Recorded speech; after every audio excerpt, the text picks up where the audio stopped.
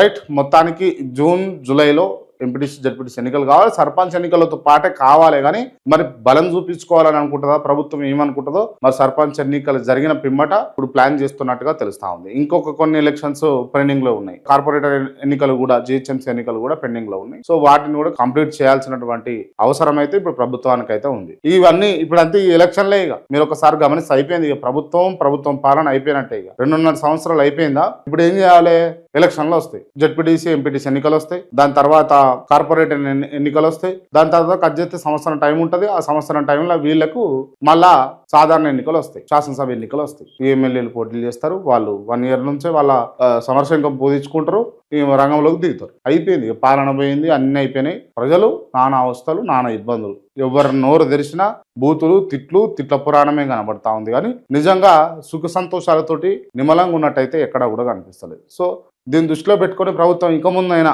వ్యవహరిస్తుంది అని చెప్పేసి భావిస్తున్నాం. కానీ మళ్ళీ వాళ్ళు చెప్పేది ఏంది, మళ్ళీ మాదే అధికారం, మేము అధికారంలోకి వస్తాం. అధికారంలోకి వస్తారు. ఎప్పుడు వస్తారు అని అంటే, మీ పార్టీలో ఉన్న కార్యకర్త కాలర్ వేసుకొని ఊర్లలో తిరిగే రోజున మీరు మళ్ళీ అధికారంలోకి ఆస్కారం ఉంటుంది. ఎందుకు ఆయన కాలర్ ఎందుకు వేసుకోవాలంటే అడుగుతున్నారు ఆయనను, గ్రామ శాఖ అధ్యక్షుడిని, మండల శాఖ అధ్యక్షుడిని అడుగుతున్నారు. ఏమని అడుగుతున్నారు అని అంటే, ఏమయ్యా 2,500 రూపాయలు, ఏమయ్యా స్కూటీ, ఏమయ్యా తులం బంగారం, ఏమయ్యా పెన్షన్లు, ఏమయ్యా మా రైతు బంధు, ఏమయ్యా మా రైతు బీమా, ఇవన్నీ అడుగుతా ఉన్నారు. దళితులు అడుగుతా ఉన్నారు, దళిత బంధు ఏమైంది అని అడుగుతా ఉన్నారు. బీసీలు అడుగుతా ఉన్నారు, నా బీసీ బంధు ఏమైంది అని అడుగుతా ఉన్నారు. వీటన్నిటికీ ఆ కార్యకర్త ఏమని సమాధానం చెప్పుకోవాలి. రేపటి నాడు మళ్ళీ ఓట్టెట్లు అడిగి వేపియాలి మీకు. మీరు ఆ షుప్ట పాటలు, డీజేలు, బహిరంగ సభలు వీటికే అటెండ్ అవుతారు. అసలు కాంగ్రెస్ పార్టీకి అలా ఓట్లు పడుతున్నాయనంటే 1 and only రీజన్ నాయకులు అయితే కాదు, కార్యకర్తలు వాళ్ళ బలగాలు చూపించుకొని పోటీ రాజకీయ తత్వంతో ఇలా కాంగ్రెస్ పార్టీని నిలబెట్టుకొని అధికారంలోకి తెచ్చుకుంది కాంగ్రెస్ పార్టీ కార్యకర్తలు. సో ఓకే, ఒక భూతం కావాలి కాబట్టి రేవంత్ రెడ్డి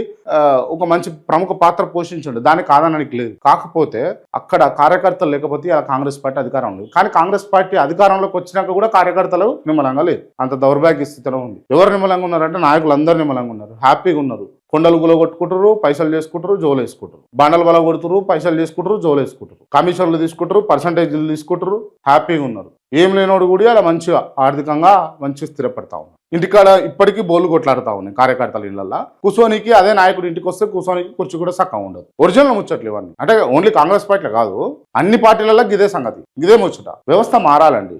తిన్నోడే తింటాడా? సామాన్య ప్రజలు ఏం కావాలి మీకోసం, మీరు అధికారంలోకి రావడం కోసం మా అన్నగారు ఎమ్మెల్యే కావాలని చెప్పేసి తిరిగిన కార్యకర్త ఏం కావాలి, మా లీడర్ ఎమ్మెల్యే కావాలని చెప్పేసి తిరిగిన కార్యకర్త వాళ్ళు ఏం కావాలి? ఏ పార్టీ అయినా కానీ, బీఆర్ఎస్ కానీ, బీజేపీ కానీ, కాంగ్రెస్, పర్టికులర్గా అధికారంలో కాంగ్రెస్ పార్టీ ఉంది కాబట్టి కాంగ్రెస్ పార్టీ వాళ్ళు ఎక్కువ నష్టపోతారు కాబట్టి వాళ్ళ తరపు నుంచి మాట్లాడతాం. దయచేసి దీనిపైన దృష్టి సారిస్తుంది ప్రభుత్వం అండ్ కాంగ్రెస్ పార్టీ అని చెప్పేసి నేను భావిస్తాను. అండ్ అక్కడనేమో రాహుల్ గాంధీ గారు ఉగదాంపుడు ముచ్చట్లు చెప్తా ఉంటారు, ఇక్కడనేమో చేసేది ఒకటి, జరుగుతుందో ఒకటి. దీని తెలియదా అంటే మరి తెలిసినా కూడా పట్టించుకుంటలేరా అని అనిపిస్తుంది. అంత అయోమయ పరిస్థితి ఉన్నది రాష్ట్రంలో. అవగాహన ఉన్నోళ్ళు, తెలివి ఉన్నోళ్ళు, జ్ఞానం ఉన్నోళ్ళు ఎందుకు ఇట్లా?